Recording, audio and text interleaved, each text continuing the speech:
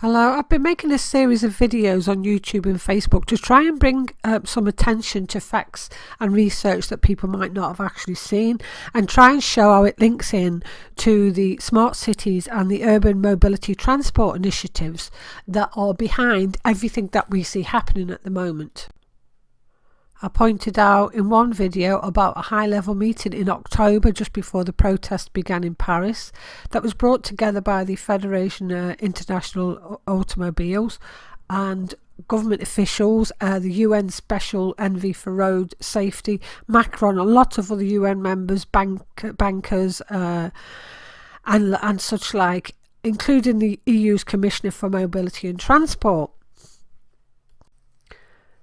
Paris also held the 2018 Urban Mobility Summit in October, which was just before the protests, which was attended by many worldwide companies, organisations and government officials, and some of the speakers include the French Minister for Transport, Elisabeth Borne, Secretary of State for Digital Affairs, the person responsible for the development of autonomous vehicles in France, the Deputy Mayor of Paris, the Fédération International Automobiles Deputy President, the Greater Paris Investment Agency, and the Head of Projects for Safer City Streets.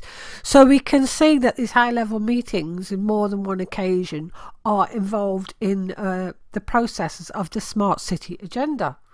The first thing that I'd like to draw your attention to is this article that's dated January the 16th, in which the Minister of Transport for France, Elisabeth Borne, who I just mentioned attended this urban mobility conference, states that due to the damage done to the toll booths owned by the company known as Vinci, who own and operate the roads infrastructure in France, she talks of offering frequent users subscriptions at a discount. Now, I'm going to show you how the whole things are set up for future integrated transport, with Vinci, who own all the infrastructure and the roads, at the helm. Vinci is a global player in the Smart City Agenda, and I found a 98-page PDF document that outlines their agenda, which category states, which I'm showing you here, that the future tolls will be used by subscriptions. That's exactly what the Transport Minister stated will have to happen because of the damage. This is the same company that bought Gatwick Airport in December, by the way.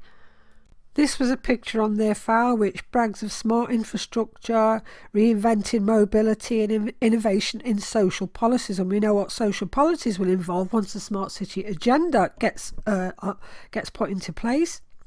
Here they talk of a test and learn where experiments on Vinci-run infrastructure is allowed. The next part, they mention how they have an interest in autonomous cars, and they've created Cyclope, which is an AI applied to image analysis, which will be used to utilise the speed cameras.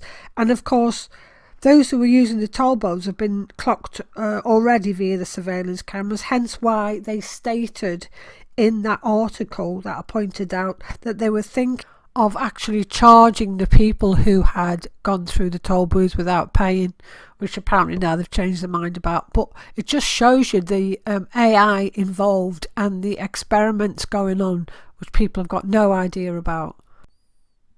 So hopefully in this very short video I've shown you that the damage to the infrastructure, toll booths, speed cameras, etc. they have no consequence at all when the integrated roads are built. And once again we've got proof that the infrastructure giants Vinci have had their plans in the making for a long time. So bear that in mind when you consider the reported organic social unrest that is occurring. Is far from it. Okay, thank you for listening. I'm Annie Logical. Stay safe.